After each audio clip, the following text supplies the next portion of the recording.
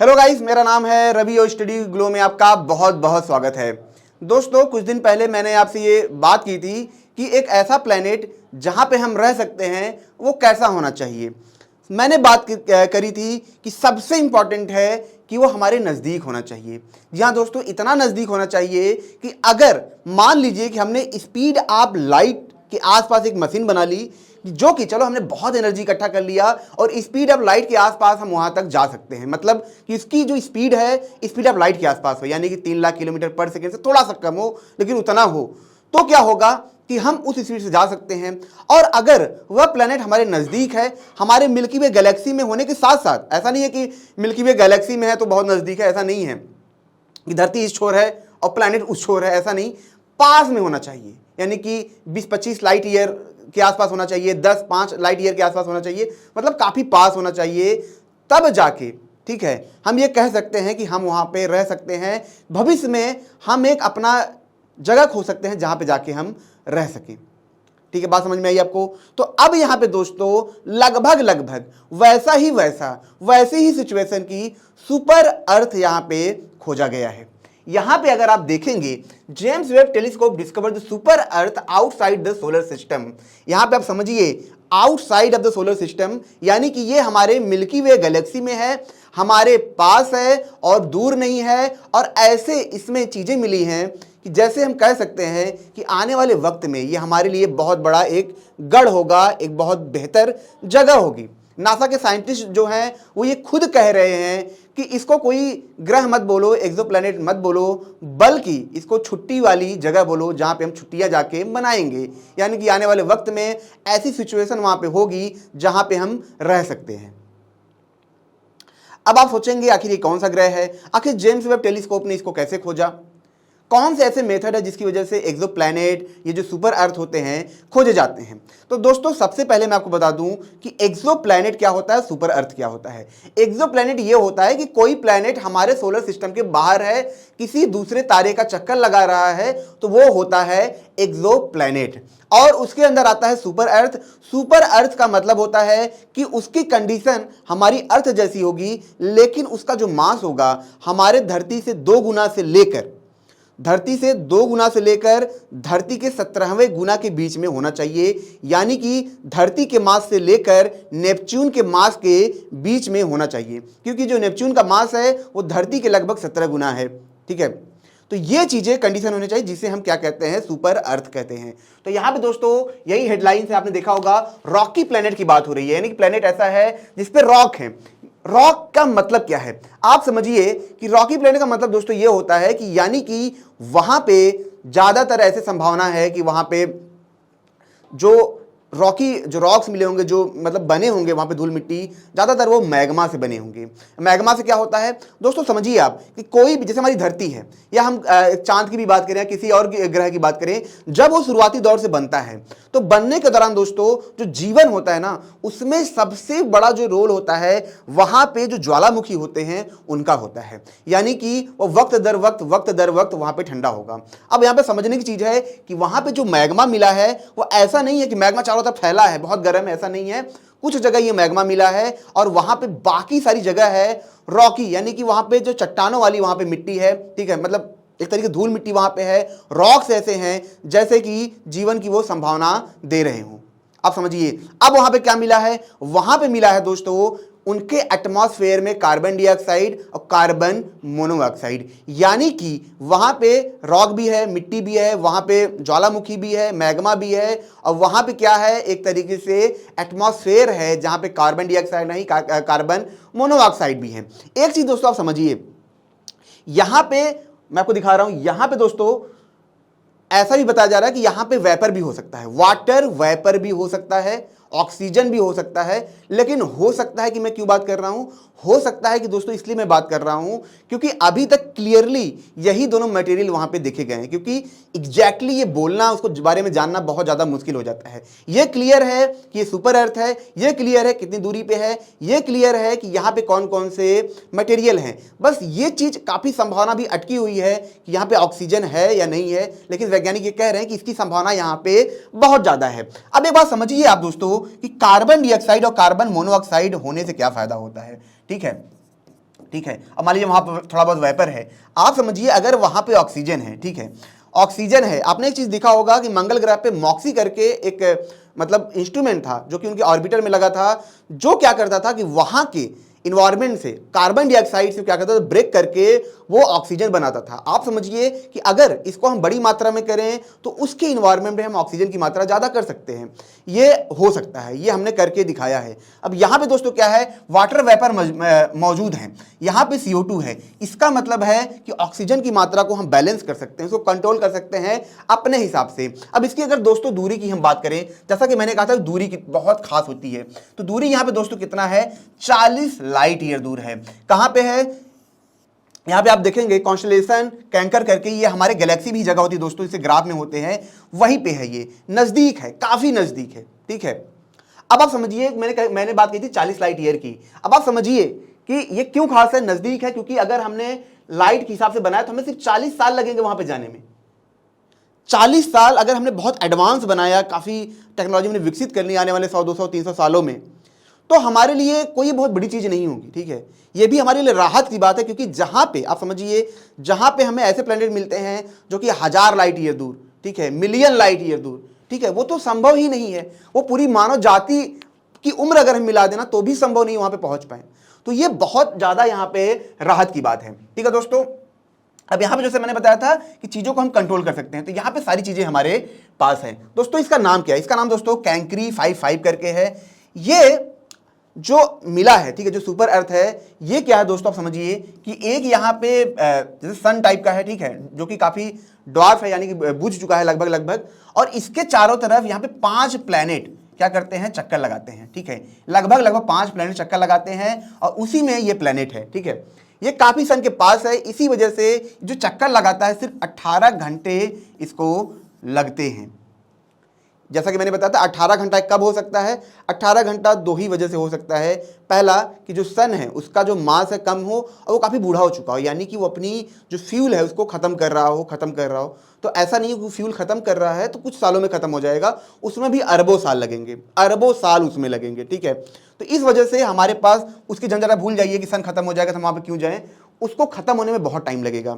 दूसरा, ये इसके पास है और लगभग टाइडल लॉक है, यानी कि इसका जो फेस है सन की तरफ है एक तरफ, तो इससे ये भी संभावना बहुत ज़्यादा उठती है कि अगर हो सकता है कि मैग्मा ओशियन एक तरफ हो सकता है दूसरी तरफ मौसम काफ़ी ठंडा हो।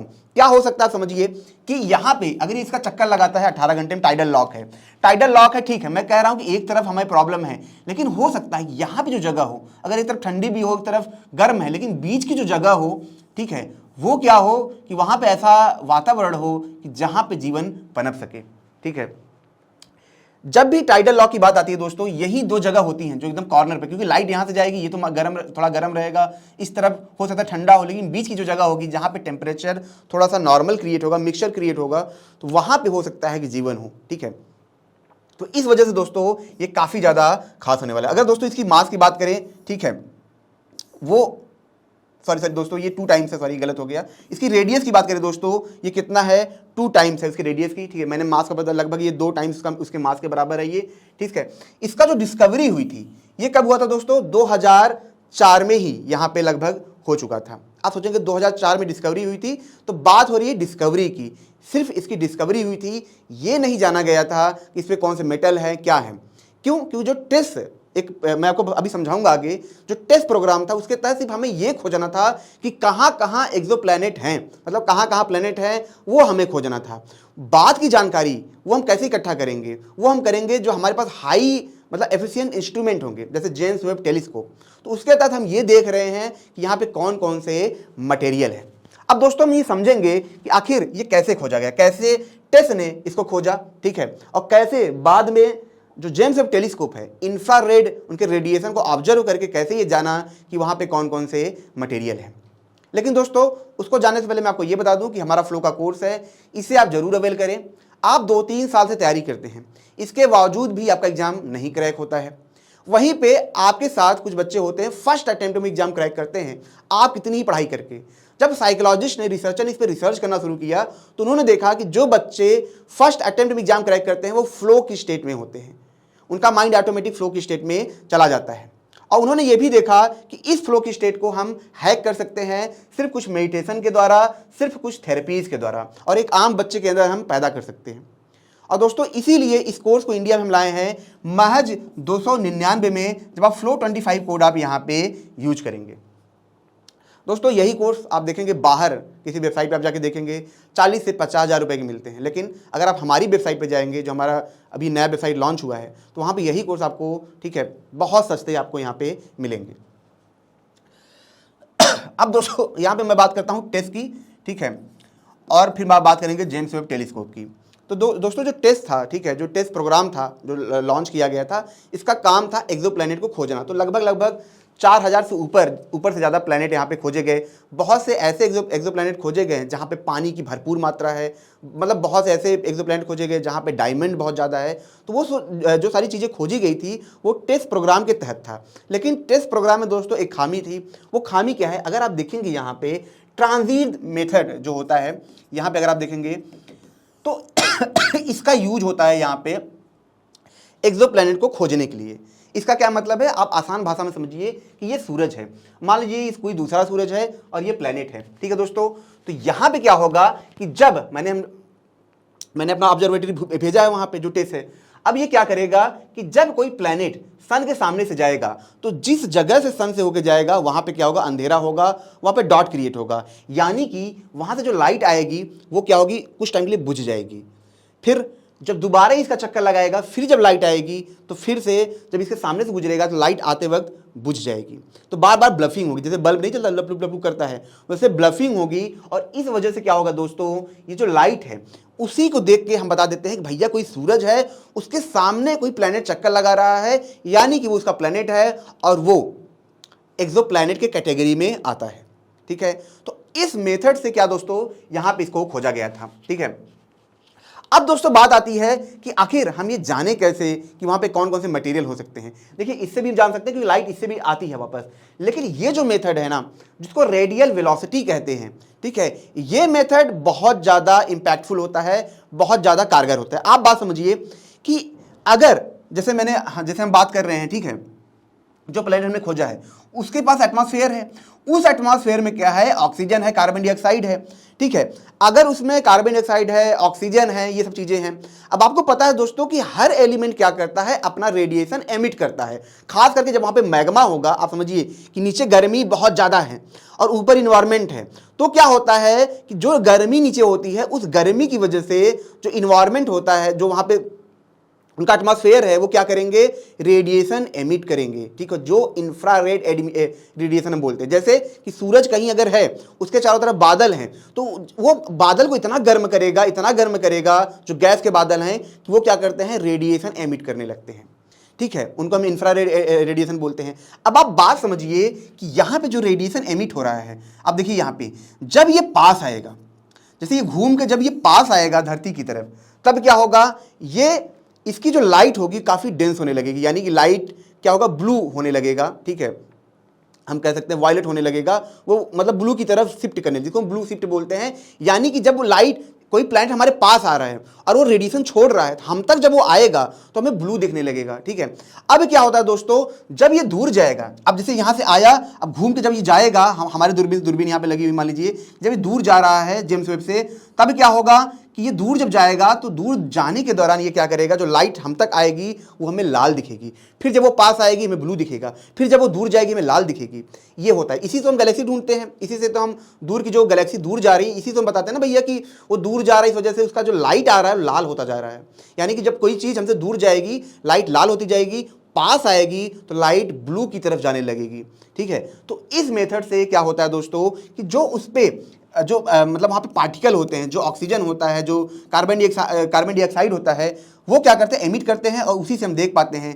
क्योंकि ऑक्सीजन है या कार्बन डाइऑक्साइड है, मोनोऑक्साइड है, हर कोई अपने हिसाब से ही वेवलेंथ एमिट करेगा, सबकी अपनी क्वालिटी है, ठीक है, उसी क्वालिटी के हिसाब से वो वेवलेंथ एमिट करेगा। जैसे ये पेन है, काला वेवलेंथ एमिट करेगा, कोई मान लीजिए ये बॉटल है तो ये हरा वेवलेंथ एमिट करेगा, ठीक है। लेकिन जब ये पास आएंगे दूर आएंगे तो उसमें कुछ चेंजेस होंगे।